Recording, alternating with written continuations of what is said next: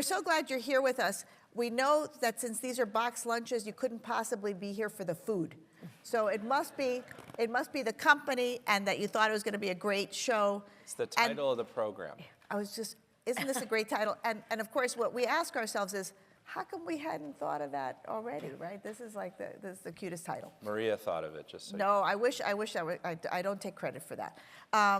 But as he said, I'm Maria Abreu. I'm at the University of Miami when I'm not in Vegas. And I'm joined by two really great friends who also happen to be rock stars in the world of IBD that need no introduction, but Jessica Allegretti, who is at Brigham and Women's Hospital and head of IBD, but really famous because she was a medical student at the University of Miami. That is my claim to fame. Yeah, absolutely. Right? Yes. The very first medical student I worked with when I got to the University of Miami, and I knew then, I really did know then, that she was going to run the world. And then David Rubin, who is the head of GI at the University of Chicago, and of course has made incredible contributions to our field. I was not your medical student. To your dismay. Ever? I'm your student, but I was not your medical student. So we have, I see that the audience isn't so big, so there's a little bit of intimacy. And of course you have the iPads. Presumably there's this wider world of people that are watching and that might be sending us questions. We're sitting down, so it automatically means that if we're sitting, that it's going to be informal, because how formal could you be if you're sitting? Especially since Jessica and I can't touch the floor with our feet because we're cut from the same short cloth. All right, so we're going to get started, and these are our learning objectives, which you have. Okay, so what I like about this particular slide is I'll make a couple of points on this slide. One, notice there's this big chunk of a gap between 1998 and 2014 when something new was on the horizon. And what's cool about the way that this slide has been designed is it not just tells you about which agents were added when, but which classes and mechanisms of action, right? If you had come to a lecture, a lunchtime symposium, anytime in between those years, 98 to 2014, I don't know, you were alive? Okay. I was alive. You would know that we would be kind of splitting hairs. Like which anti-TNF is better, which is the dose, how did we modify dosing? That would be kind of what we would be splitting hairs about, right? Now we're on to, we have all these different mechanisms of action. You'll go to multiple lectures about when to use what, how to sequence these different things, and do we understand enough of the biology to talk about these. But clearly what you can see, and what of course the theme of the program is going to be is on interleukin-23, that like in a sense, the era of anti-TNF where, wow, you hit pay dirt when you started inhibiting TNF, we're on a similar era as with respect to inhibiting interleukin-23. We choose medicines based on a lot of things. This next hour and change is going to be a lot about interleukin-23 with a focus on that. But of course, we know that we have these different mechanisms of action, and some of the things that go through our brain when we're with individual patients is, how sick is that person? How quickly do we need something to act?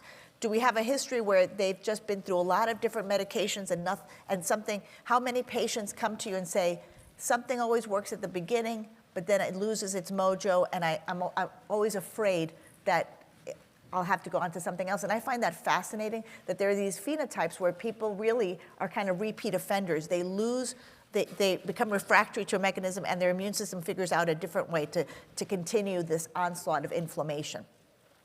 We heard a brilliant lecture, of course, this morning by my mentor, Steph Targan, who is really the person who got me into IBD in the first place. And so in a way, that's how Jessica's in a sense a granddaughter of that tribe. That really trying to see, can we do better functional genetics and genomics, and could that edify what choice of therapies we're going to use in different patients. Patients are, of course, always worried about safety, although we list infection first because we're talking to a medical audience. If this was a lay audience, really people are only worried about getting cancer. They're only worried about getting cancer, right? I don't know, again, looking to see you're all chewing, but that in reality, that's the first question people have, not is there an increased risk of infection? Because the reason that we've done so well in microbiology and in antibiotics that we could not have to worry about that. All right, so we try right now, largely we're making decisions on clinical grounds, I won't sort of put a damper on the lunch and say on insurance grounds, but we're making these decisions not necessarily in the way that we wish that we could make them. And again, to draw on something that Steph said that I can again say to you, but I don't necessarily say to patients, is because oncology is much simpler, and yes, I did say that, it is much simpler. You have a monoclonal population that's proliferated with certain mutations, and these mutations drive proliferation, and if you could find which pathway that is activated or mutated, you could target that. This isn't at all that simple, right? You've gleaned that already from the talks that you've been to at this meeting. So in terms of IBD pathogenesis, again, I alluded to the fact that it's not simple because it's multifactorial, all the events that need to come together in order for an individual to develop what we say, oh, you have IBD, you have Crohn's, you have ulcerative colitis. And one of the big revolutions has to do with the genetics of IBD. That even though initially it wasn't as well invested in as looking for the genetics of type 1 diabetes, for example, there was this revolution that occurred in understanding the complex genetics of IBD and incorporating into that knowledge all this new technology, like the ability to sequence the human genome, right? And once that people started sequencing the human genome or doing chip-based analyses where they can look very quickly at the differences between a person with Crohn's disease and a person that did not have Crohn's disease, one of the earliest hits using these strategies was polymorphisms in the IL-23 receptor. I chose my words carefully.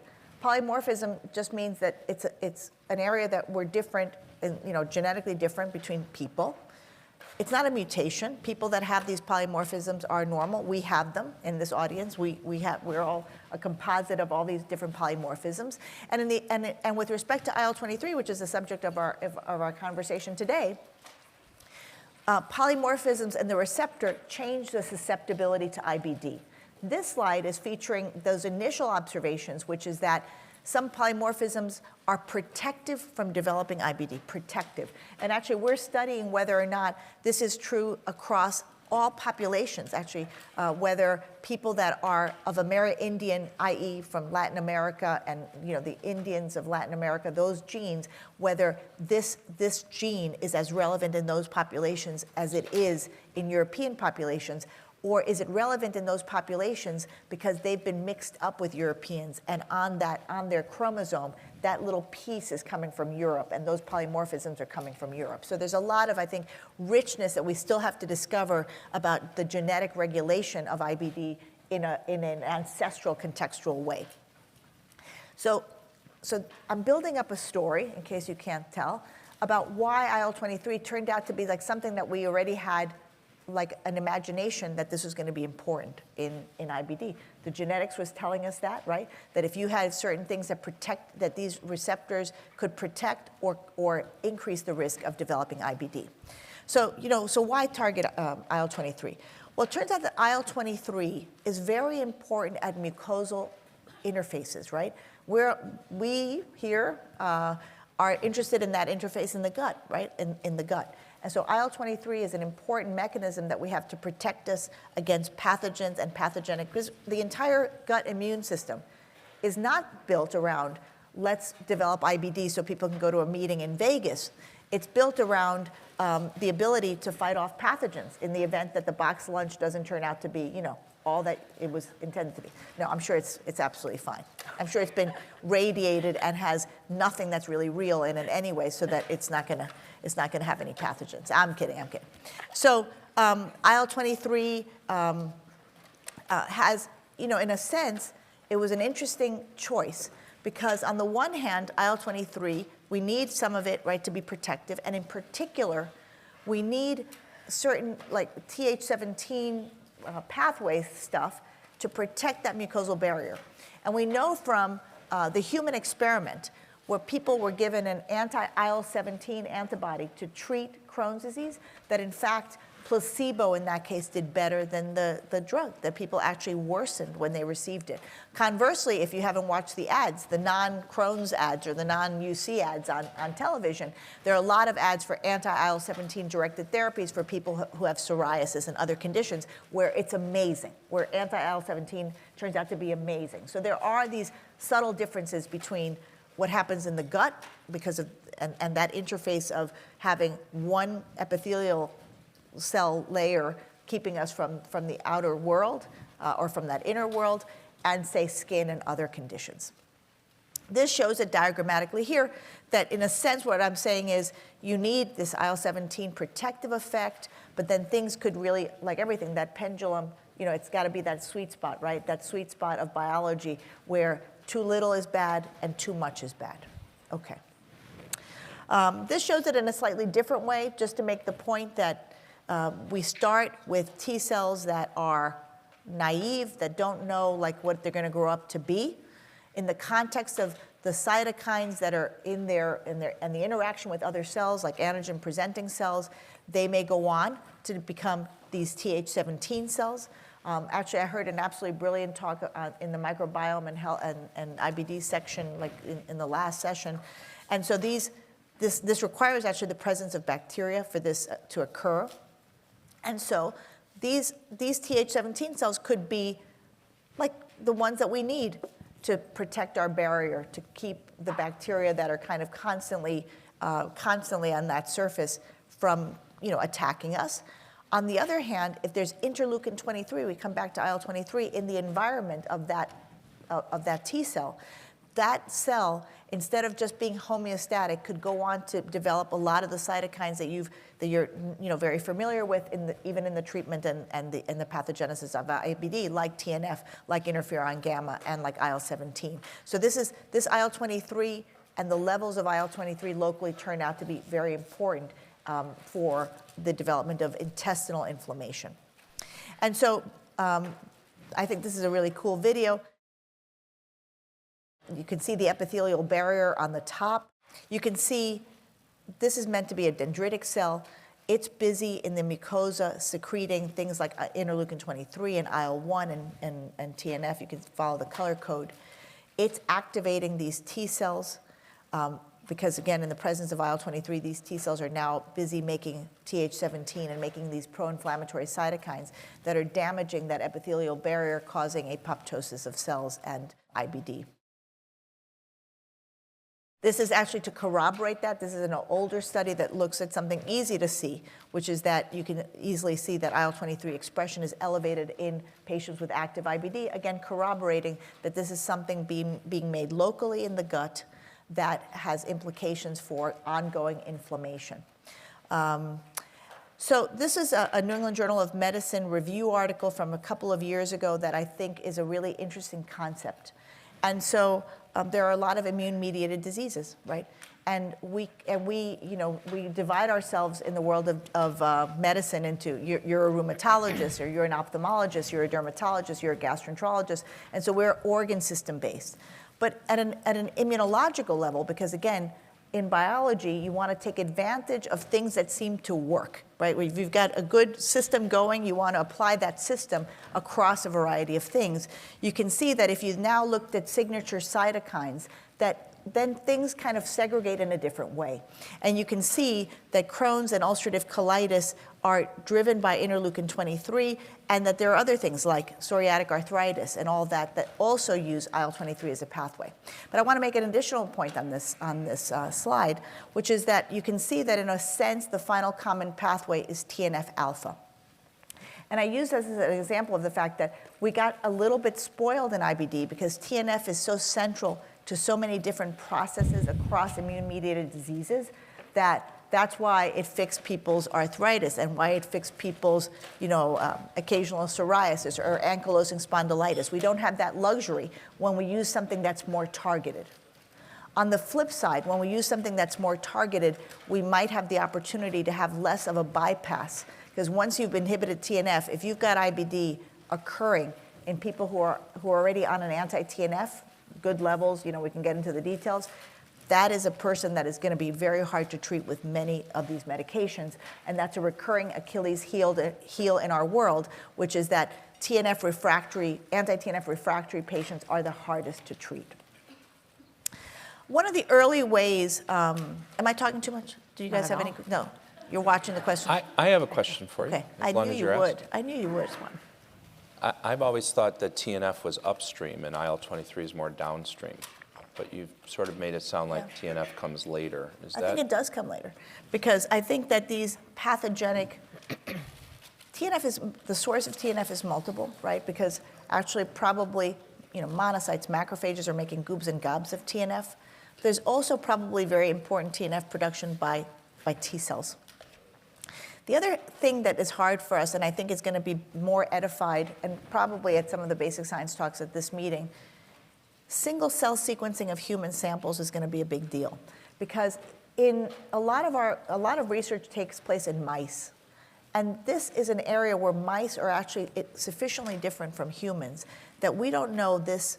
It's not so neat, the buckets of you're only a Th17 cell and you're a Th1 cell, because that's not the way biology works. So I think single cell sequencing might address that, but I think in certain instances, especially on the T cell side, probably IL-23 is upstream of that.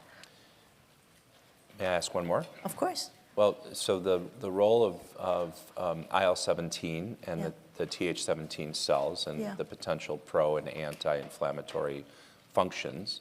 What about IL-12? I don't know. IL-12, it's an interesting, he's going to present the data on, like the clinical data, ustekinumab and, some of the IL-23 inhibitors. IL-12 is very important for granuloma formation, right? Really important for granuloma formation. What's amazing is I will tell you that one of the remarkable things about this class of drugs is how safe it is. So obviously, we really don't understand what's going on, because how could you be inhibiting these pathways that you would think you're going to die of some awful infectious death, right? If you're inhibiting both interleukin-12 and interleukin-23, and lo and behold, there's the rate of infections is placebo, including for things that would require a granuloma, right, like the tuberculosis and other things to be formed. So we're obviously missing something, and so. Why wouldn't it be that ustekinumab shouldn't be better than everything else if you're inhibiting both? Or why shouldn't it be unsafe, but it's not? So I don't know that I have an easy answer, but maybe we'll get back to it in the context of the clinical data. And I was just going to say, from one of our virtual listeners, they want to know from you, Maria, of the preclinical data that you've presented so far, and this may be a little premature because we're going to get to some of this, but what's one of these developments that you think has the most likelihood to change practice? The most likelihood to change practice. I haven't said it really, but I think, again, I'm inspired a little by Steph's words. I think one of the things that's most likely to change practice is having some simple test that we could categorize people and say, yeah, you're an IL-23 person, you're going to respond. My sense is, we're seeing very high levels of efficacy with these drugs. My observation, and I really need for you guys to tell me if I'm crazy, is that with anti-TNF therapy, yes, you could find, and we could say there's a primary non-responder, like 2 people, right? Most of it is like a dose effect, right? That there's at least some partial benefit, right? Like, some people have a very, very great effect and stuff. But with this mechanism, it's like when it works, it's magical, and when it doesn't work, you might as well have given them placebo, and we don't have as many shades of gray as we did with anti-TNFs. This is notwithstanding Jessica can tell you about her work with, ustekinumab dosing, and levels, and sort of her beautiful work, and you can speak for yourself that at least if you have a partial effect, yes, you can dose optimize, but if you've got bupkis, they're not a responder. But remember, these are. We spent a month getting the insurance to approve it. We spent another month getting them scheduled for an IV dose. These are not things the person is 6 months or more down the line before we redirect what we're going to do for them, right? By the time we decide on this, do they have mucosal healing? So there's this whole waste of money, time, energy, emotion for the patient by not having a better way of choosing whether the person is going to respond or not. So thank you, that virtual person. Okay, so back to this. One of the earliest things, anti-TNF was a little bit, bedside to bench to bedside, in that who knew it was going to be so amazing, right? When we were doing those initial studies of infliximab in people with, Crohn's disease and ultimately with ulcerative colitis, who knew? And one of the early mechanisms that was described to be an effect of the anti-TNF is that it would, in a sense, starve T cells of TNF and cause apoptosis of these T cells, okay?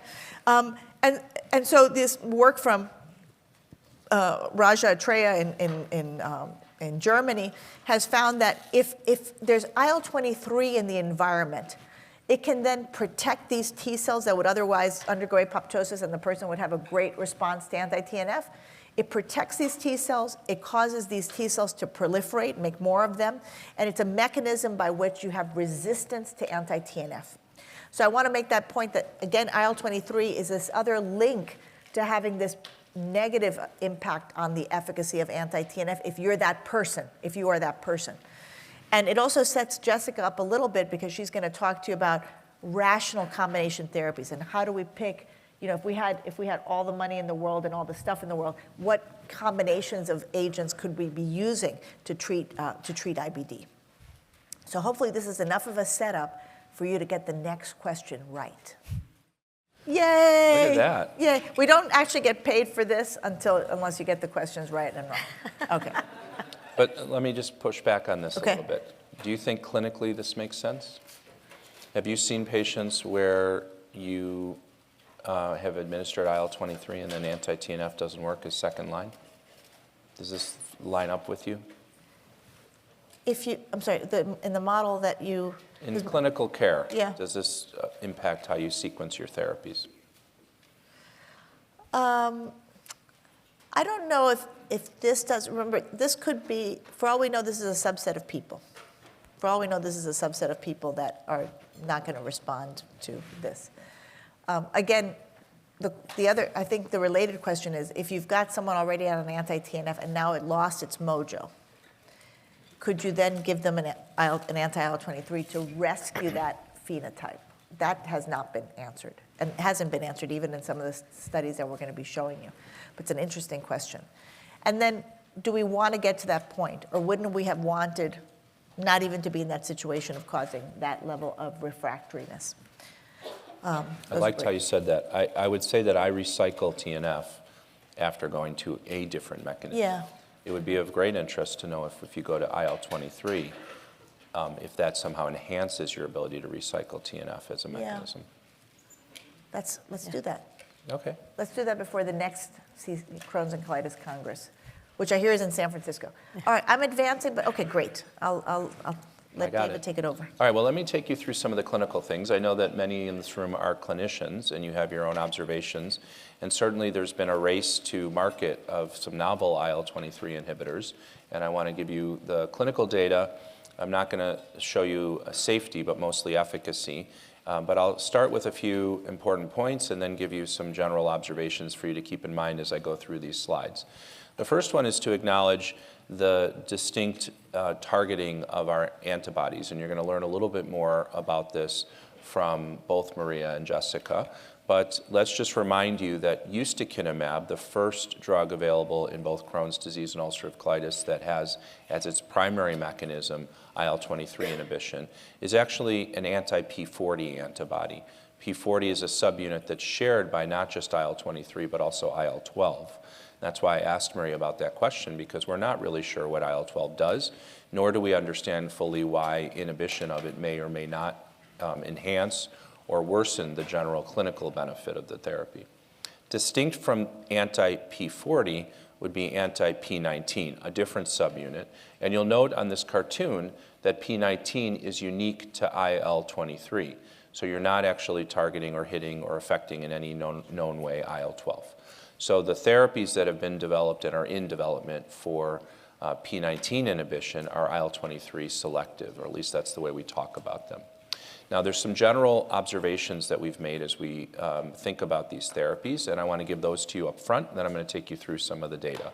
The first one is that these therapies and targeting IL-23 works in both Crohn's disease and ulcerative colitis. The second, and not fully explored, is the general observation that they may work better in Crohn's than UC, but they work in both situations, no doubt about it. The third, as we've already touched on, is that they seem to be extraordinarily safe.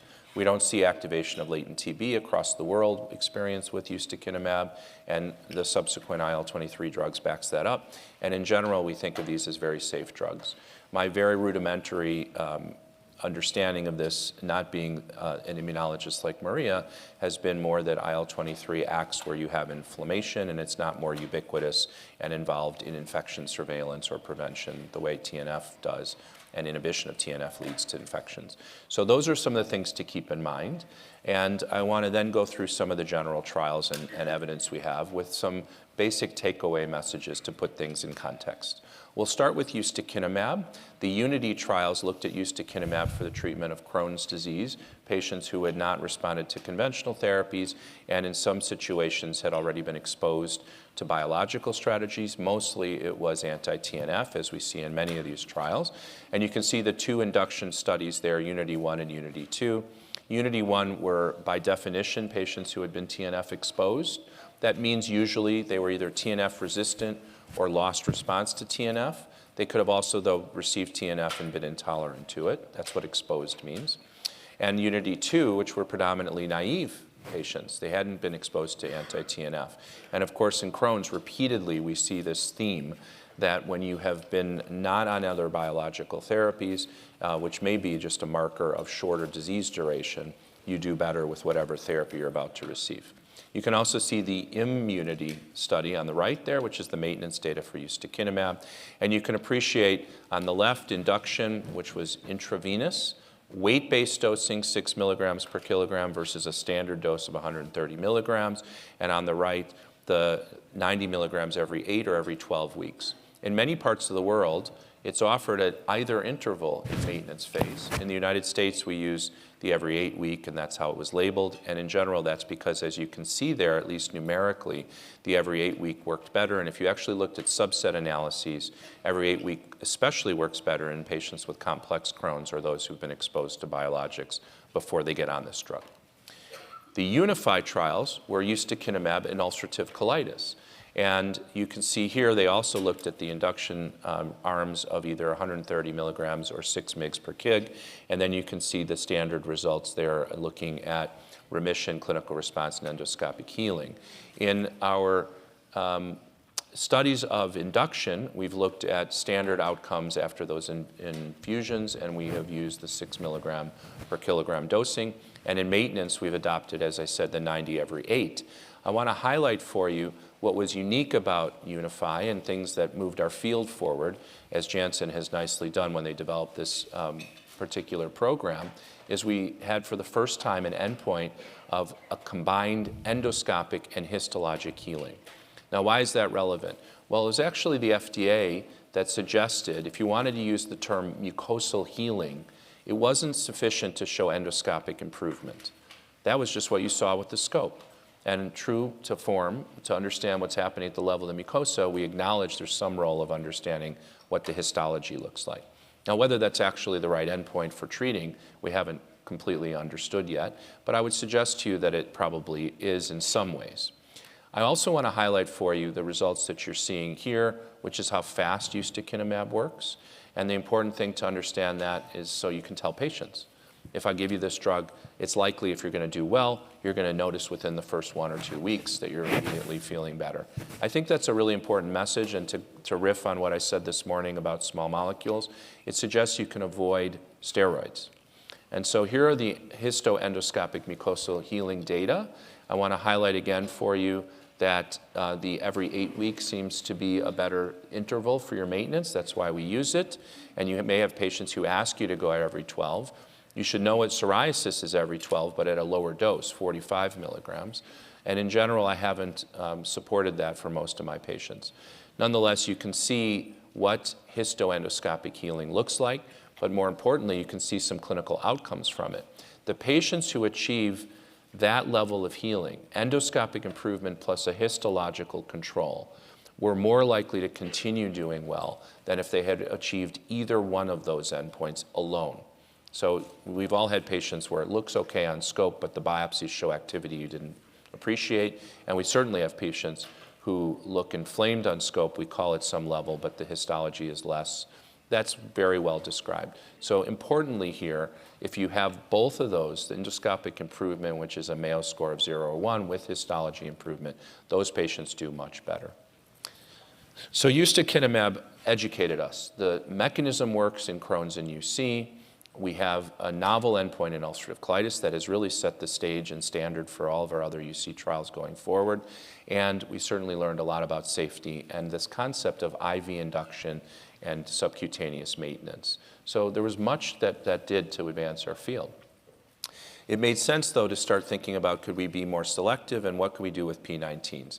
We, of course, are following what the dermatologists showed us, which is that they developed P19s to treat psoriasis before we had them, and they demonstrated superior efficacy, and they were very happy with how that therapy looked. The first P19 inhibitor to make it to the US market is risankizumab, which was developed for Crohn's disease, and I'll show you some of the data in development for ulcerative colitis. You can see similarly an IV induction phase, in this case 3 doses that are IV, and then a subcutaneous maintenance phase. And I won't get into all the details here except to say similar concepts here. Conventional or biofailure patients versus those who are all biofailure. And in general, unlike what we'd seen in many other trials, even when you had been exposed to certainly one anti-TNF therapy, but even 2 anti-TNF therapies, this mechanism worked really well. And understanding the immunology of it would be of interest to all of us, but certainly understanding it from a clinical point of view and knowing that this is an excellent therapy to be considered second line after anti-TNF, let alone first line, makes good sense. So these data led to its approval and its availability in Crohn's, and we've been happy with it so far. I also want to highlight for you some ongoing maintenance data, which led to the maintenance dosing for this drug in our Crohn's patients, and clearly shows very nicely. And just to give you orient you on the slide, it's clinical remission and endoscopic response. And I want to just point out to you that for a long time, we thought that endoscopic response and even endoscopic remission in Crohn's wasn't possible, that it was something that we would like to see, but we didn't know how to get there. But with our novel therapies, we're starting to see that, and that includes risankizumab very nicely here. David, do you want to make a comment on that slide? One of the other issues that we've come up against as clinicians is the dosing of these medications, trying to get approval for shortening the interval of, say, infliximab, shortening whatever. If I'm understanding this on the extreme left is essentially they got 1 dose in induction and no more. And now right, those are the patients who got randomized to placebo in maintenance. Right. I think it's worth mentioning that, and sometimes people say, well, what happened to them in maintenance then? How long did the drug carry over? The other thing we often talk about is a placebo response that's carrying over. And that's of interest to know as well. You don't see the placebo called out separately here. But I do want to highlight for you that the patients there that you see, 41% clinical remission, this is in maintenance after only getting an IV loading, the IV loading doses. So they're not on maintenance dosing. All the way out to a year, you have 41% of patients who are still in clinical remission. I think that's what you're getting at. Yeah. And of course, that's not as good as the patients who got drug in maintenance, but it's not horrible. And it leads you to ask, number one, what's the durability of the therapy? And secondly, what should we think about in terms of who are those patients and who does well as we follow them out? If you look at the subset analyses in these cases, it ends up being people who had early response, like they do well with the drug, that mechanism right away. We know those patients. And it also ends up being the people who achieve endoscopic control, so that they're likely to achieve a deeper level of remission. So when you get into maintenance phase and you're giving them placebo, they seem to be stable over time. Did you want to make another point about that? No, I mean, I guess I agree completely. It also means that at least we're getting closer, hopefully, to having doses that are the right doses for these medications. Oh, right. So your comment, though, about dose escalation, I did want to say that.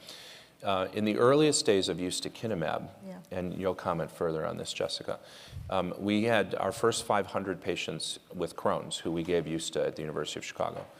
1 out of 5, 20% of them, were those who we either needed or we tried to get dose escalation for.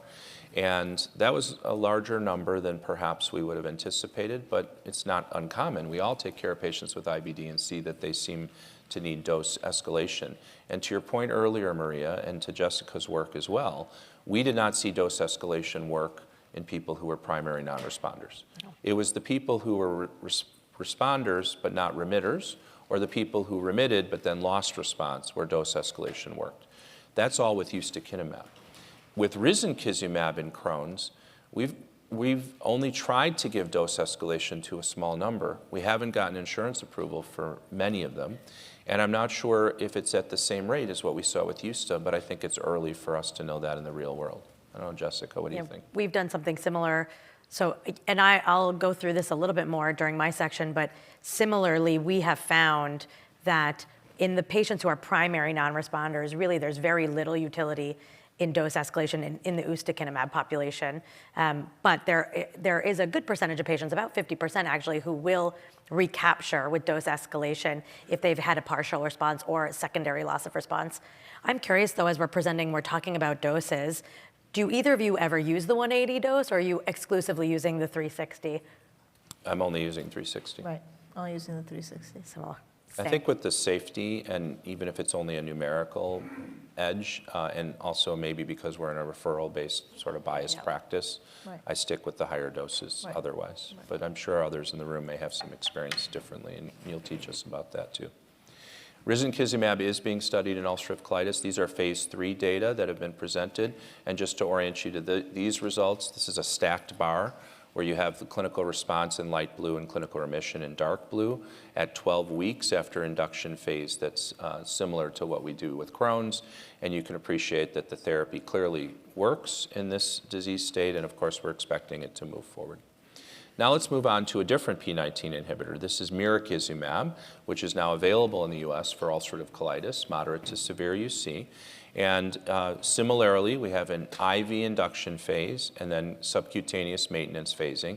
Here's the week 12 induction data looking at clinical remission, stacked bar again, green is clinical response, blue clinical remission, and then the randomized responders went into the maintenance phase and showing you the primary and secondary outcomes of interest with mirikizumab. You've also seen that Lilly, who developed mirikizumab, invested in understanding and studying rectal and bowel urgency as one of the things they were interested in, and I certainly support as a very important symptom amongst our patients.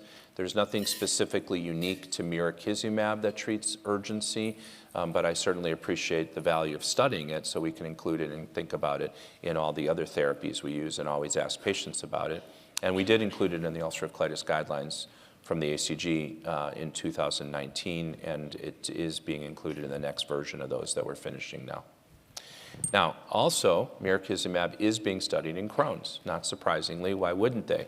So these are the results of the phase 3 study called Serenity, looking at mirikizumab, and you can see week 12 results here. If you're keeping score, you'll note that these results are similar to risankizumab. Again, not head-to-head, but nonetheless, you can appreciate it.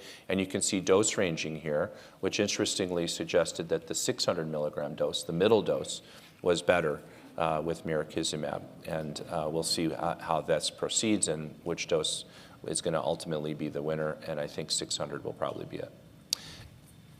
Janssen has their own P19 inhibitor. This drug has been on the market for psoriasis already and has been studied in both UC and Crohn's. It's called guselkumab, and you can see here the similar design, IV loading, induction phase, and then the maintenance of injection, which I'll show you in a second. Excuse me, I've been talking all day. I'll drink some water. I want to say to you, some people have said that they like the video. Yes, everything is going to be available online, so you could use it for They're saying that while I'm presenting? whatever. Go back to the video. The video of the little, like the little what they're saying. the animated graphics. See, AI is going to replace all of us. That's right. The other question, actually, David, that before you get into Gus more deeply, if a person doesn't respond, if a patient doesn't respond within the first week after they get ustekinumab, do you change course? I mean, I suppose it's a broader question of when do you get out of Dodge? And we could say it broadly, I think, for this class. When do you get out of Dodge? Well, in the original ustekinumab trial, it was designed that if you didn't respond to the IV induction at that primary induction endpoint, you were eligible to get a second IV dose. And there were some patients who were captured that way, and so there seemed to be a benefit. Right. We're going to talk about the POWER study, which explored that for patients who were responders and lost response. So there's a difference between primary non-responders, where giving them a second dose might have value, and whether we can get it, first of all, and people who are loss of response, and that's what Jessica, I think, will teach us more about, where it doesn't seem to have as much value, if I can say the punchline.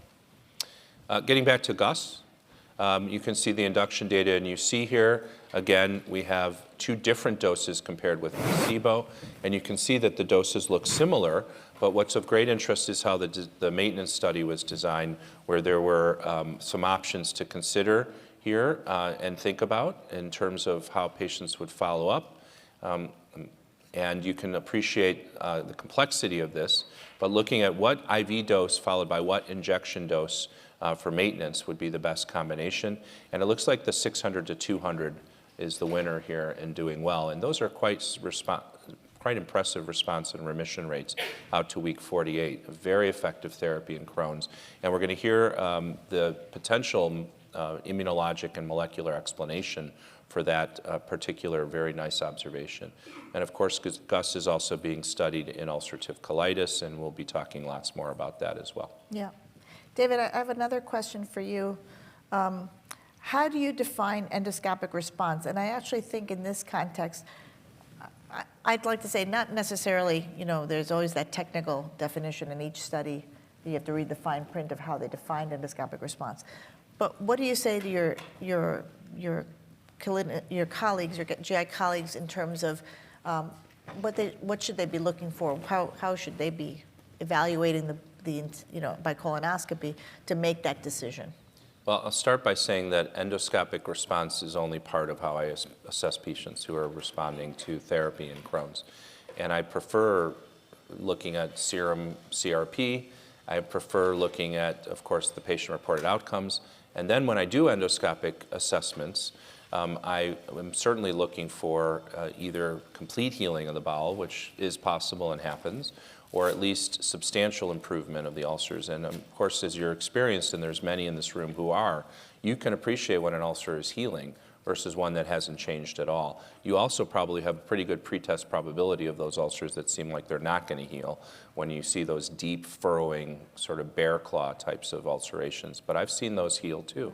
Right. I would add to this that there's a role for intestinal ultrasound that may redefine what this means. And in the ustekinumab experience, looking at a study we're going to talk about called Stardust, and you'll hear more about it, there was an intestinal ultrasound arm. But from the standpoint of as clinicians, it's enabling us to look much sooner than we used to. So you used to say, well, let's do a colonoscopy at 6 months and see how you're doing. Now we're starting to say, let's look at 4 weeks or 6 weeks and get a sense of how your transmural inflammation is improving. And so not only, I've been emphasizing this to the ultrasound community, not only does that enable earlier time to make treatment decisions, it also gives us new insight into pathogenesis and bowel healing in ways we never appreciated or could even measure.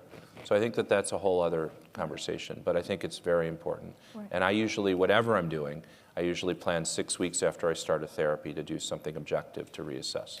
Right. That's really great. All right, so so far David has told you about, obviously this mechanism is effective.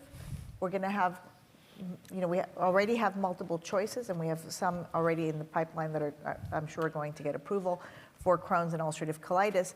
So then it begs the question, how are we going to differentiate between these different IL-23 targeting agents? So I'm going to ask you a question. I know you're all overachievers. You should not know the answer to this question. But you could. But you could. You might. If you do, great. If you don't, my hope is that by the next time you see this question, hint, hint, hint, that you'll know the answer. So I want to tell you a little bit about Fc gamma receptors, and I'll try to make this as painless as possible so that no one is asleep in the next few minutes. You know, imagine that you have antibodies that now, you know, the immune system has made antibodies and coating a bacteria, right? So now they're coating a bacteria. How does that get rid of a bacterium, right? Because that's, again, the immune system is all designed around trying to get rid of pathogens and protecting us. Well, there are these receptors, Fc gamma, you know, gamma as in like the gamma chain of an IgG molecule, that can bind to these receptors on these are receptors on the surface of professional eating cells, phagocytic cells like macrophages and dendritic cells, so that they can say, kind of stick to the bacteria that's coated with immunoglobulin, so they can eat it and get rid of it, so we can get rid of the infection. So that's the purpose of it in biology. But let me talk, but then biology wasn't assuming that we were going to be giving monoclonal antibodies against cytokines, right, to treat a disease, or monoclonal antibodies against anything to treat a disease. So it turns out that Fc gamma receptor 1, otherwise known as CD64, because of course immunologists always have two names for everything, right, cluster of differentiation CD64, are expressed on monocytes and macrophages. This is true in the gut. It's also true in other, you know, if this was a derm talk, we'd say that it's in skin. If this is a talk on arthritis, we'd say that this is in joints. So these Fc gamma receptors bind to immunoglobulins, and in particular to IgG1. And it turns out that, you know, again, fun fact, many of the biologics that we use are IgG1, right? So that means that in the native state, Fc gamma receptors should be binding to our normal, any monoclonal antibody that any company would make that is IgG1, okay? That's the background. But the other thing you should know is that often companies purposefully mutate so that the IgG, this synthetic IgG that they've made, cannot bind to Fc gamma receptors. On purpose, they do that, so that that takes that out of the equation, that these cells are involved. It just allows the monoclonal antibody to do one thing, which is only to bind the target. In this case, we're going to talk about IL-23. So it turns out, again, as a background for what I'm about to show you, that risankizumab, they chose to mutate, like most biologics, this region that would allow it to bind to Fc gamma receptors, whereas gaselkamab is the native IgG1, like as if the body had made it naturally, and therefore it can bind to Fc gamma receptors. And we're about to see what that actually translates into, or potentially translate into, at the level of what's happening in the mucosa. So here is an immunoglobulin. We'll call this IgG1, right? That means that, if taking you back to medical school, that the heavy chain is the gamma receptor of immunoglobulin. And so this is the native. This would be the example of, say, gaselkamab, whereas in the case of risankizumab, it purposely had a genetic engineering so that this Fc gamma could not bind to Fc gamma receptors. I'm not going to show you the data, but both of these antibodies, and I'm assuming mirikizumab too, by the way, are extremely good at binding interleukin-23. As you know, it binds the P19 unit, right? Because we know it's different than ustekinumab, but they're very effective, equally effective at binding IL-23 molecules in solution. Okay, so there's that. Now remember, we're back to this inflammatory myeloid cell that's busy making interleukin-23, activating these Th17 molecules, right?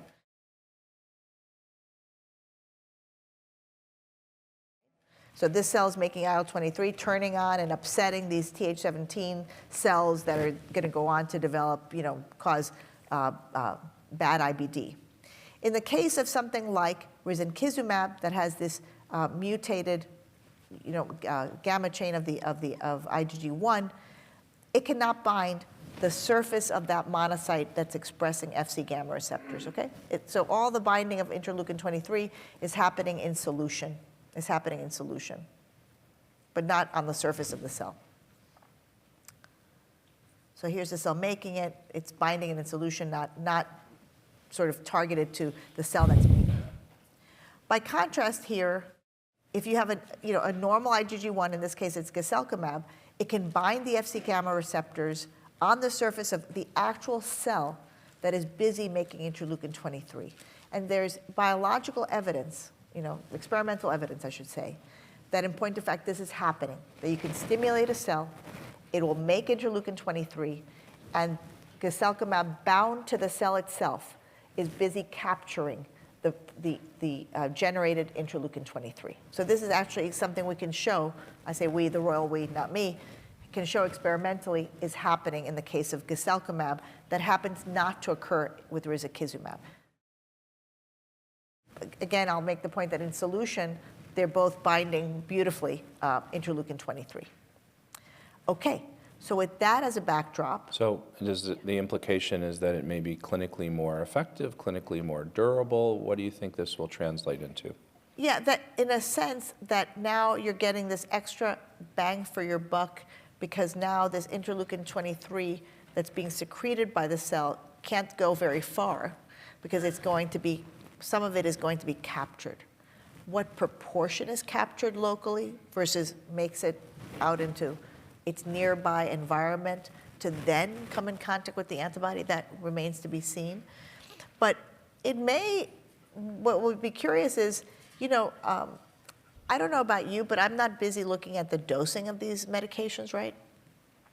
Some of the doses are very different in terms of milligrams, and presumably these are all about the same molecular weight, right? Immunoglobulins, whether they're, you know, they should be about the same molecular weight.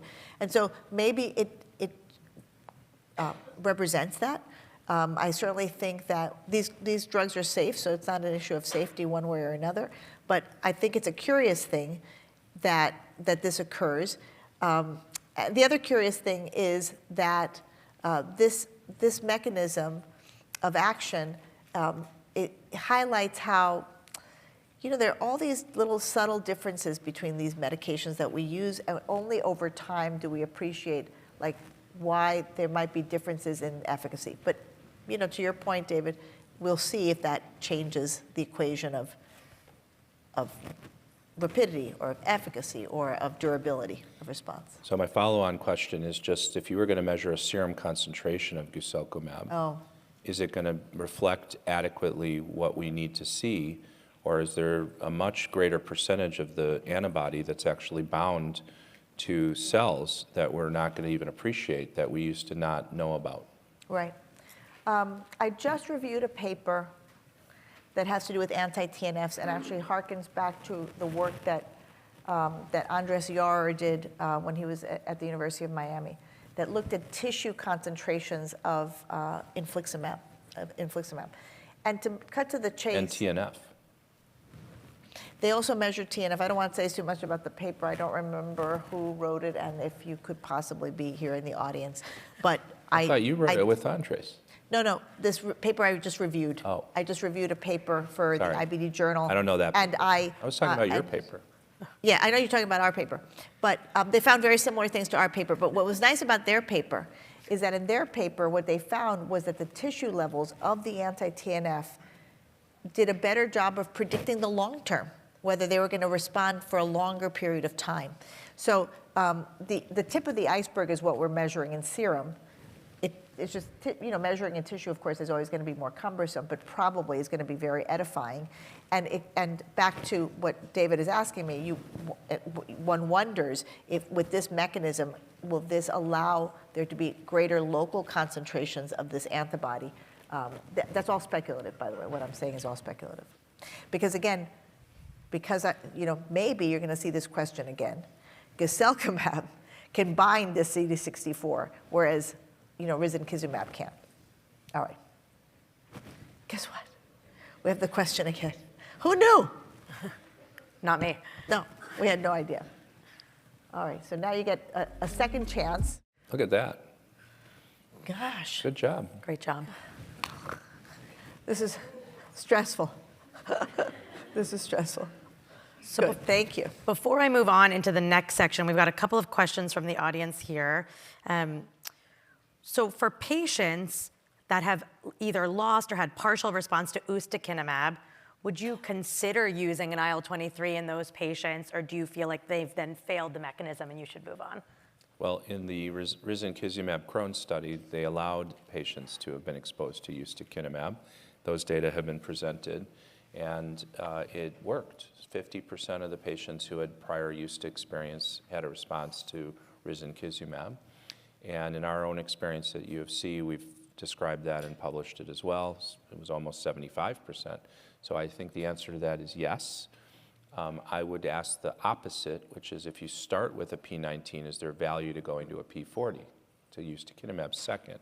And we don't have the data on that. As usual, we're sort of going linearly, but we need to think about that because I think there may be value to understanding that.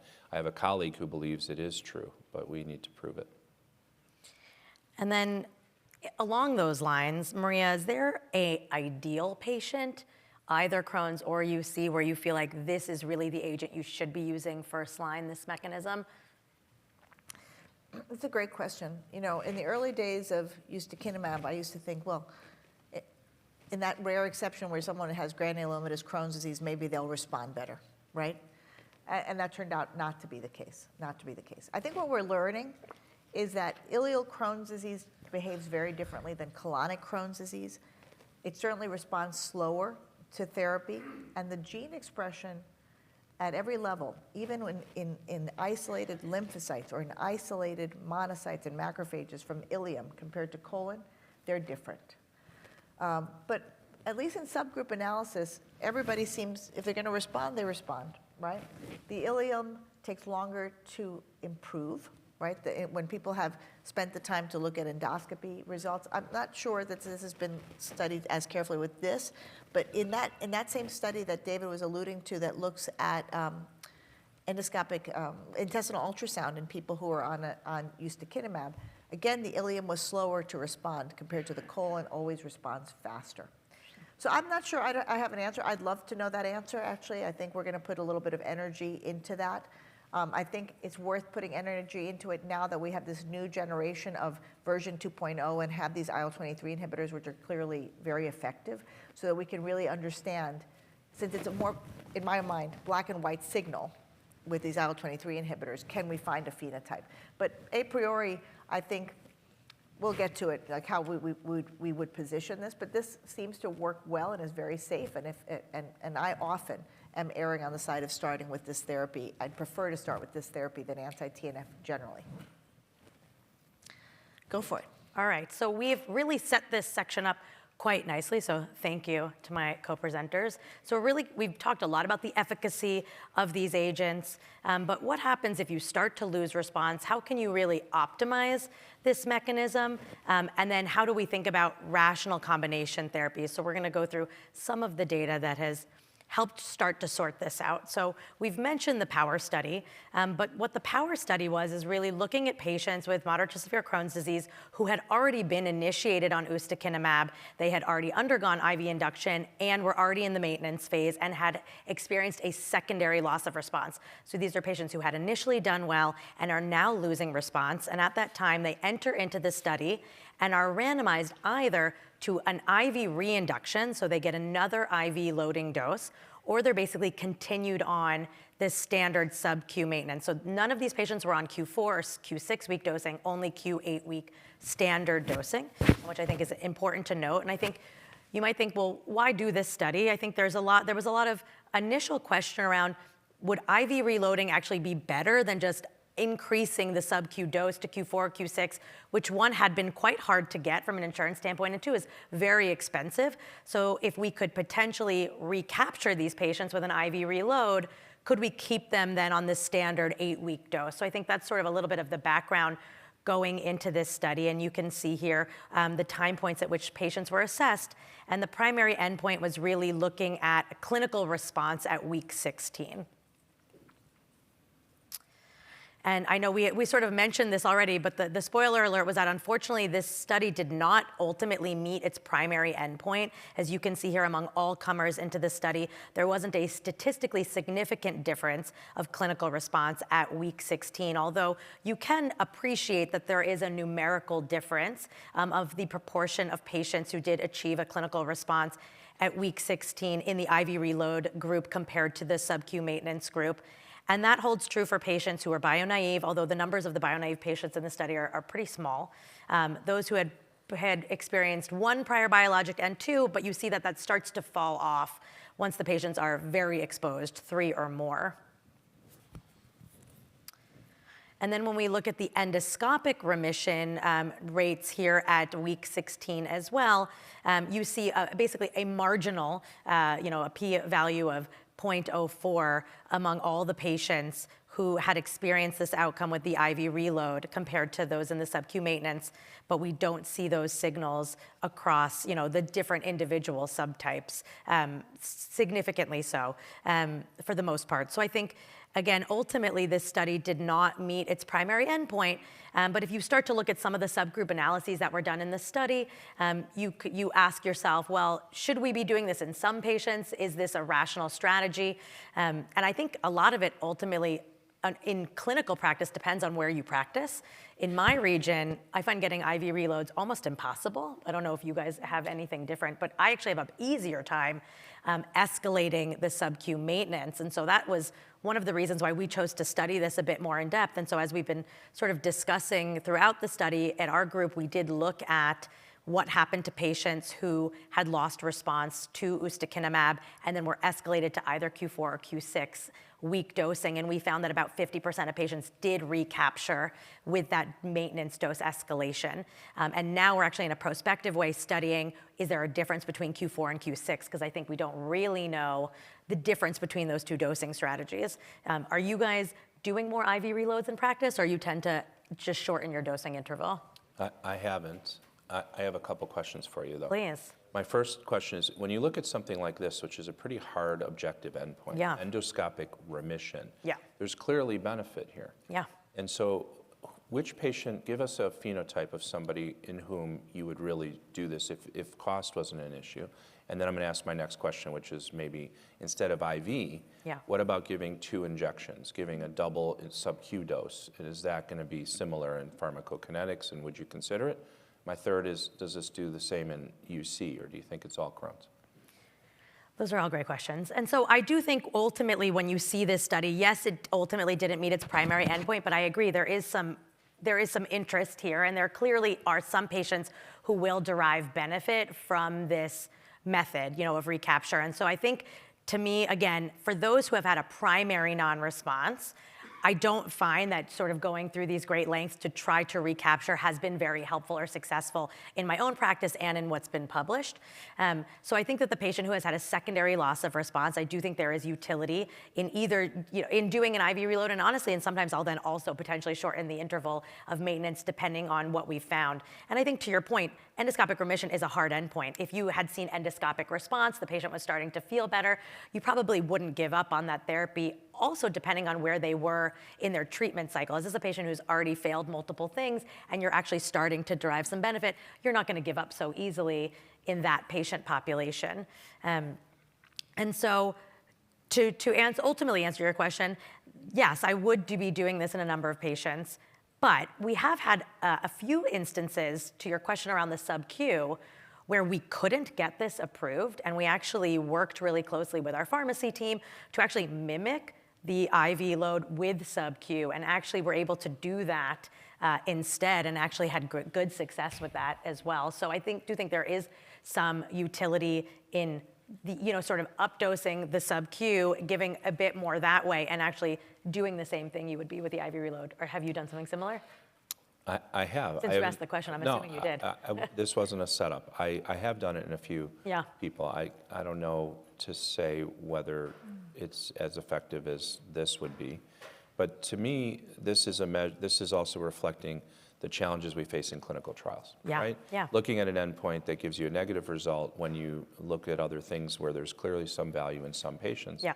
And it's so important to figure out who those people are. I think it needs to be said. Absolutely. My last question was about ulcerative colitis. Oh, sorry. Thank you. It was so many questions. It was just, I lost sorry. them. So I do find, I think, and you actually just showed us quite nicely a lot of the clinical trial data. And I do think overall the data with IL-23 does look quite impressive and pretty good across the board with all the agents in Crohn's disease. It does seem to look, for whatever reason, I think slightly less impressive in ulcerative colitis, if you look at the absolute numbers. And And so I think as we just have our first IL-23 on the market for ulcerative colitis, I think figuring out where that fits in the treatment paradigm, at least for me personally, I haven't quite figured that out yet where I'm using it. I think for Crohn's, though, the story seems to be quite clear. I think for ulcerative colitis, which patient population is going to derive the most benefit? Really, is this first line or should be used more second or further? I still haven't really figured that out for myself. And meanwhile, you know, in rheumatology, for example, they don't bother trying to squeeze more juice out of the lemon. They move on to the next drug in class. And now we have multiple agents, so that may be somewhat of a moot point. Do you do anything different, Maria? I didn't want to leave you out of this hot debate. No. I'm enjoying sitting here and just listening to you guys talk about this. I think so much, like, I don't know, it seems like sometimes all of a sudden it's easy to get, to get ustekinumab approved for every 4 weeks, and sometimes it's absolutely impossible, and we're left to actually often, getting it, a reload can be easy, to get, and I've often wanted for certain types of patients, like say Medicare, to just be able to give it IV all the time, because then we could actually give it to these patients. So there's stuff that is too depressing to talk about without sort of SSRIs Cue the music. at the table. Yeah, seriously. At the table. So, there's that dimension of the like, we can speculate and talk and like all this stuff, because again, this is like kind of a short-term fix. I can't help but think, okay, it's like maybe gets the party started, but ultimately these are patients that probably need to have more frequent dosing, and that's probably where why it didn't look even better, right? I think. Okay. And I think the reality is, in practice, if I am doing this, I'm probably doing both. I'm usually not doing one and just saying, I hope this works out. So let's talk about a potential different strategy to really try to optimize our patients. So this is the Stardust study, which we had heard alluded to, and this is really looking at, again, ustekinumab, but using a treat to target sort of methodology as opposed to more a standard of care strategy. And so if you're not familiar with the term treat to target, this comes to us from the STRIDE guidance and really looking at sort of rational, objective targets that you're going to follow in patients. And if you're not hitting those targets, you're going to dose adjust to make sure that you're hitting those targets, as opposed to the sort of more standard of care strategy where you're doing it based solely on symptoms, right? The patient starts to not feel well, and so then you dose adjust in response to that. And so what this study looked at was patients who were receiving ustekinumab, again, with Crohn's disease. They went through induction and then a maintenance dose, and then at the week 16 mark, they were assessed, and those who had responded, so they were initial responders to ustekinumab, were essentially randomized to either this treat to target, more strict, sort of follow-up strategy as opposed to standard of care. And patients were followed out quite far to really look at which arm did better. If we're really following these patients quite closely, ultimately will we have better outcomes? And the clinical targets that were assessed in this study were clinical, CDAI scores, biomarker targets, so looking at CRP, looking at fecal calprotectin. As we heard, there was an ultrasound component to this as well. And so really, again, looking at objective markers as opposed to just how the patient was feeling clinically. And so when we look at the data, again, looking at clinical response, clinical remission, and some of that biomarker normalization, and this is looking out at week 48, ultimately there was, this study looked at the standard of care arm, the treat to target arm, did not necessarily do better than the standard of care arm. And when we look at the data across all of the different primary and secondary endpoints that were assessed. And so even just thinking about that, does that rationally make sense to you, David? I mean, when you saw the outcomes of this study, did you think that makes no sense to me? Well, it gets back to symptom-based endpoints versus more objective measures, as well as the complexity of if we're just going to look at changing dosing intervals without considering the pharmacodynamics of the therapy or the targets we're trying to treat, we're missing big components and compartments of this equation. Yeah. And I think that's the challenge. On the other hand, as a clinician, it's helpful to know, and you do need to make some decisions. It does drive us home, though, to the era we're now in, which is an era to think about disease modification and not just symptom management. Yeah, but just to say a happy note, the rates of remission are really very high. Yeah. So I mean, it's The happy note to me is the next slide, which the audience can't see yet, which is some of the like the Yeah. more objective measures. So that there is value Yeah. to this. And it gets back to this question again, which is sort of a theme here at this whole meeting, certainly in the morning's wonderful keynote, is we need to have some better therapeutic biomarkers. Absolutely. And so, again, to sort of wrap up Stardust, in this study, ultimately, as noted, there were no significant differences in the rate of endoscopic response between the two, but you can see this numeric difference, again, of the more objective markers. And personally, I do practice with a treat to target sort of methodology in my practice. I think that we know that there is generally a poor correlation between clinical symptoms and objective markers, especially in Crohn's, although that is true in ulcerative colitis as well.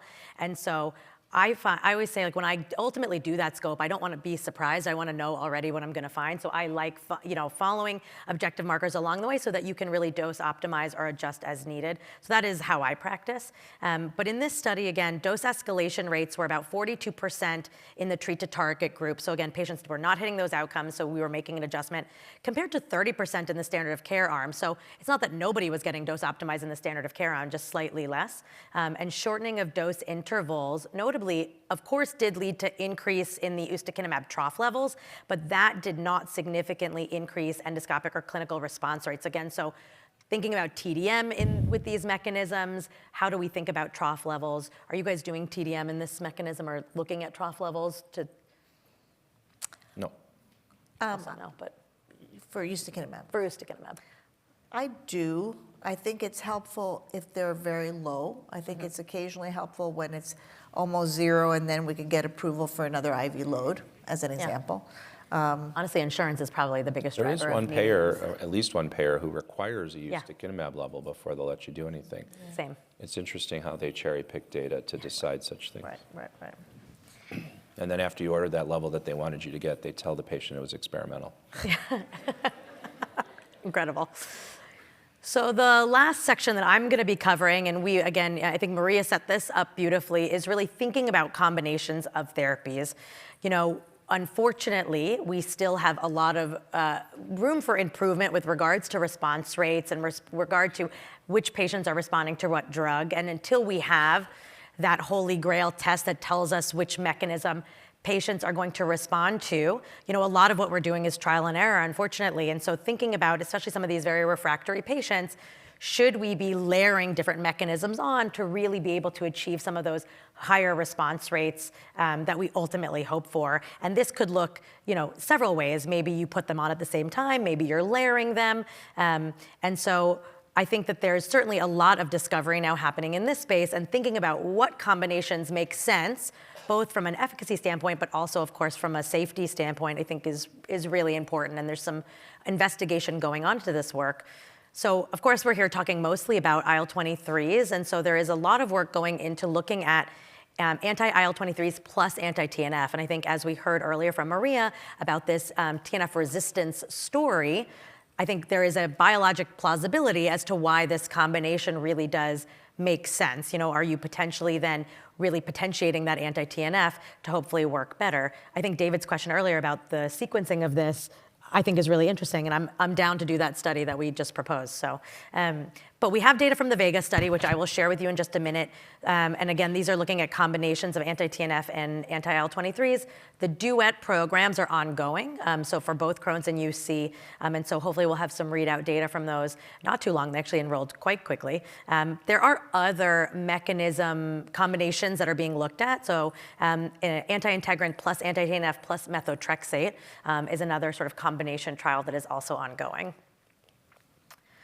But here's the Vega study, and so this looked at golimumab, guselkumab, or the combination, and this is in ulcerative colitis patients.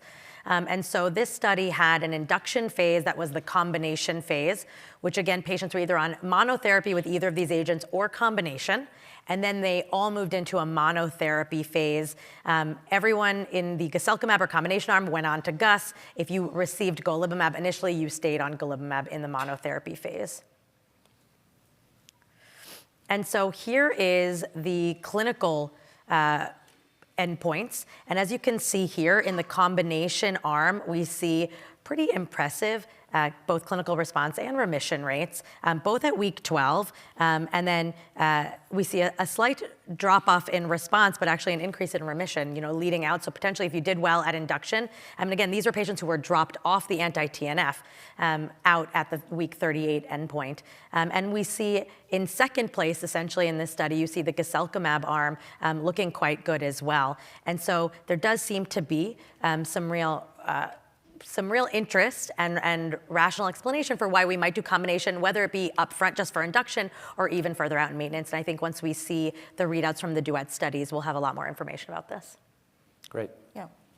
This is really interesting. Actually, I hope I'm not revealing confidences, but they've been busy trying to understand molecularly what's happening. And what I find interesting is that the anti-TNF treated patients have there's a lot of immunological effects systemically. That kind of makes sense, right? Because you give an anti-TNF and it's working on a lot of different things, whereas most of the effects of the IL-23 are locally happening in the gut. And so it'll be interesting to see when can you peel off the other one? Do you really need both of them for a long time? Like, what is the ideal thing? So lots of questions. We'll turn it over to David to bring us home. Yeah, so for the final few slides, it's just about what have we learned regarding superiority of one agent over another, and how can we interpret that in terms of clinical sequencing, which treatment to use first, or when we might consider something, at least from an efficacy point of view, but I will comment on safety. So we do have a head-to-head trial, the first one available in Crohn's disease, which was called CView, which compared ustekinumab to adalimumab. And I want to point out to you a couple things about this, which I thought was a strength and very interesting. Number one is that these were patients who were bio-naive. And as I mentioned earlier, bio-naive is usually a measure also of shorter disease duration, especially in moderate to severe Crohn's. And you can see the schema here in which patients were randomized to either ADA or ustekinumab at standard dosing, very well designed with placebo IV if you're getting adalimumab, and placebo injection if you're getting ustekinumab, and specifically looking out at the primary endpoint, which was clinical remission at week 52, as well as a number of secondary endpoints. The pretest hypothesis was that ustekinumab would be superior to adalimumab, but as you'll see here in the primary and major secondary endpoint, the two were equally effective. But to the point made earlier about a different study, I will highlight for you the quite nice remission rates out to a year. Look at this, 61% with adalimumab and 65% with ustekinumab. And I always tell people this is what you might expect if you use the right drug early in the disease course. And you don't select out people who've already failed multiple therapies and throw them into a clinical trial. So as depressing as it has been for us in many ways to see very low remission rates in some of our phase 3 trials, look what you can get when you treat early. On the other hand, it didn't demonstrate ustekinumab being superior from an efficacy point of view. And when you look at other things like steroid-free remission, et cetera, there were similarities across the board. The one interesting thing is there were more dropouts in the adalimumab arm related to injection problems. So I would suggest that it's telling us about tolerability, and tolerability wasn't quite as good with ADA, and these were citrate-free adalimumab injections. The safety was similar. So as much as we've emphasized the local, what we think may be local effective IL-23 and anti-IL-23, and the safety of the therapy and all the trials in our world experience, we also see in a clinical trial like this that there was not much difference. And it also gets to what we've learned is that one of the major adverse events in clinical trials is disease worsening from ineffective therapy. You use effective therapies, you get less adverse events, things tend to even out. And I think it's an important message for patients. The second head-to-head trial we've had in Crohn's also involves ustekinumab. This is risankizumab compared with ustekinumab head-to-head. But I want to highlight for you in this trial, this is not bio-naive. These are people who were TNF exposed. So they had already been on anti-TNF. So just to keep it clean, and I want to make sure you understand that if you have a patient who's already been on anti-TNF and now you're looking to go to an IL-23 therapy, this is trying to answer the question, is the P19 therapy risankizumab superior to the P40 therapy ustekinumab? And actually, unlike what you saw in CView in bio-naive patients against adalimumab, when you look at Risa versus Usta, the P19 here was superior to ustekinumab in the primary and all the ranked secondary endpoints. actually did quite nicely here. And I want to highlight for you that this is of interest, but it also is across disease states. There are head-to-head trials that compare Riza to ustekinumab in plaque psoriasis. Same outcome, same benefit here demonstrated. And there are additional studies looking at Riza compared to adalimumab in plaque psoriasis, where Riza was superior to adalimumab. So I think we can learn from this. And then the question, of course, becomes how would you position these therapies?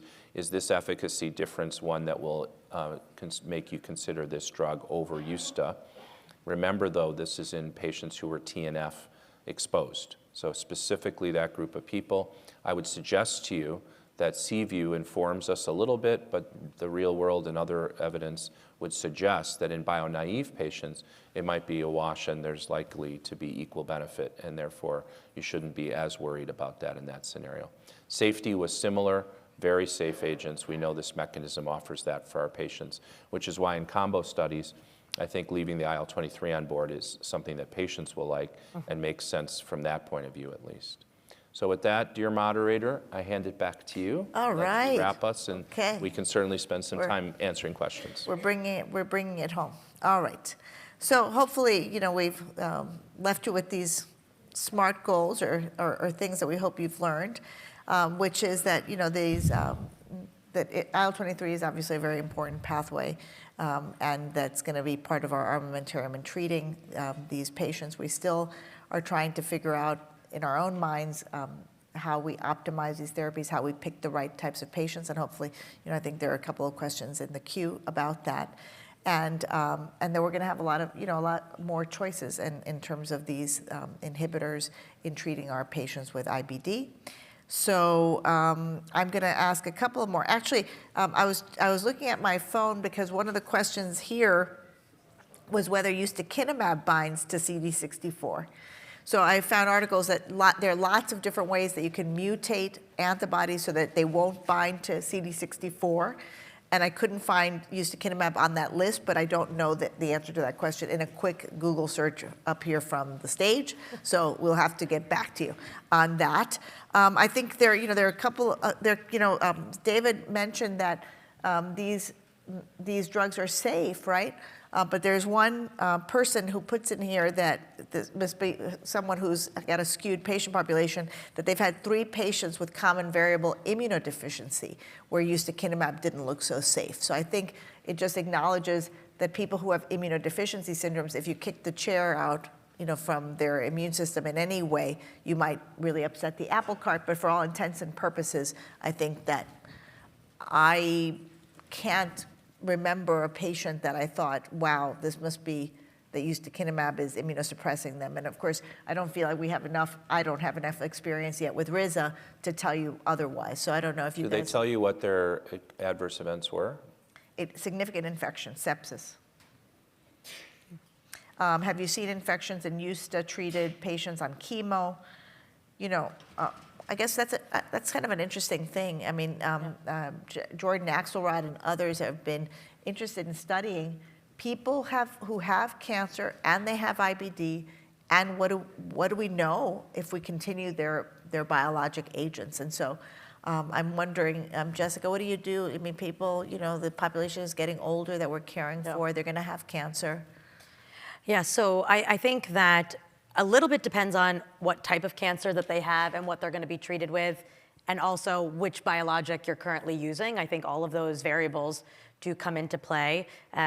Liquid tumors, lymphomas. I think the need to get off of the current biologic agent may be higher. I've had a lot of patients, though, more recently. I shouldn't say a lot, but breast cancer, I think, is coming up quite a bit. And I've had several patients on anti-TNFs, then undergoing hormonal therapy for breast cancer. And I think we work really closely with the oncology team. And several of those patients, we actually didn't stop the anti-TNF, and they did quite well. I think this is actually coming up quite a bit, actually, with the JAK inhibitors as well. I've had a few patients either with a remote or recent history of a solid organ tumor, and there's been questions about what do we do with the JAKs? Is it safe in that population?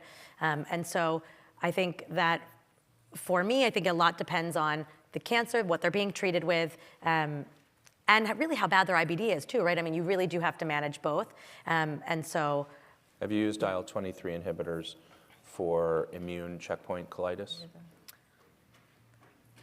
I have not. I was going to say, I don't think I have. I really had to just rack my brain there. I've used anti-TNF, Yep, of course, and Veto, of course. Yeah. I've even used Veto prophylactically in Yeah. anticipation of it in some higher risk patients. I just had my first patient who needed, and we put him on a JAK inhibitor for his immune colitis. Oh, yeah. And responded in 2 days. Yeah. Quite strong, impressive. But I did it in that case, with the oncologist, because these things are getting complex. And so talking about chemo, I agree completely. Yeah. What is the treatment we're talking about? That's right. What about, in what situation might you go directly to an IL-23 inhibitor? Let's talk about, are there examples in Crohn's disease? When are you going to an IL-23 inhibitor? First line, you mean? Let's do first line.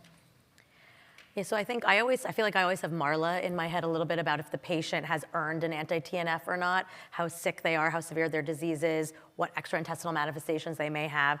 And so I think for a patient who has inflammatory disease, who doesn't have, I think with psoriasis being the exception, significant extraintestinal manifestations, and who hasn't really earned infliximab yet. I think IL-23 is my preferred first-line agent actually in Crohn's disease right now. One, given its safety profile, very, very good efficacy rates. And again, two, thinking about what happens to patients post-anti-TNF, really trying to reserve that for later in the treatment course if I can. If they've got very severe disease, bad perianal disease, then still infliximab would be my first choice in that population. The obvious one for me is someone who has coexistent plaque psoriasis, to use this as a first line, but I'll also give out the Pearl if they have a history of atopic dermatitis or eczema. I'll use that as a clue. Now, it's nice to have that and say, I know exactly what drug I want to use for you because of this history. Doesn't always work that way, but that's where I would start for sure. Yeah. Whether you want to use IL-23 inhibitor as your first-line agent in general with Crohn's disease, absent perianal disease or penetrating complications, I think is an interesting and important question because you've got both the efficacy and safety there that looks quite nice, and it's often an easy narrative to tell a patient and to get them going on therapy, and I certainly have done that. Right. Mm-hmm. Second line, this is my preferred treatment after TNF, and certainly post-op, I'm keen on this in that scenario for some patients. I think the other aspect that we know less about right now is the durability, right? Because I started by mentioning that patients are kind of on an emotional roller coaster, that they're going to lose efficacy of a drug. And my sense, and sort of the interpretation from some of the longer-term ustekinumab studies is that this mechanism seems to have longevity once people do respond to that. We'll begin to see whether that's also true with the IL-23 inhibitors. These are all one-year studies. Well, we saw that experimentally in the randomized responders who get placebo, right? You look out at week 48 or 52, and although that's a somewhat artificial denominator, you do see that some patients that carries through for them off therapy. Right. Not that I encourage that. But now we're thinking about in 4 and 5 years. And what about an ulcerative colitis? Is there an IL-23 first line, or should I ask you what, in general, your first line biologic? Yeah, I think that where to position this mechanism, in ulcerative colitis, I think for myself, I'm still sorting out a bit. I think, again, concurrent plaque psoriasis and things that sort of make it obvious to use this mechanism. But I think for me, vedolizumab still remains the first-line agent that I'm using in ulcerative colitis. I think when you look at the data, though, and the excellent safety profile, you could argue that these would be very reasonable first-line agents. I think that the safety story and sort of the like the grassroots movement around veto and how patients really, I think that is hard to unseat.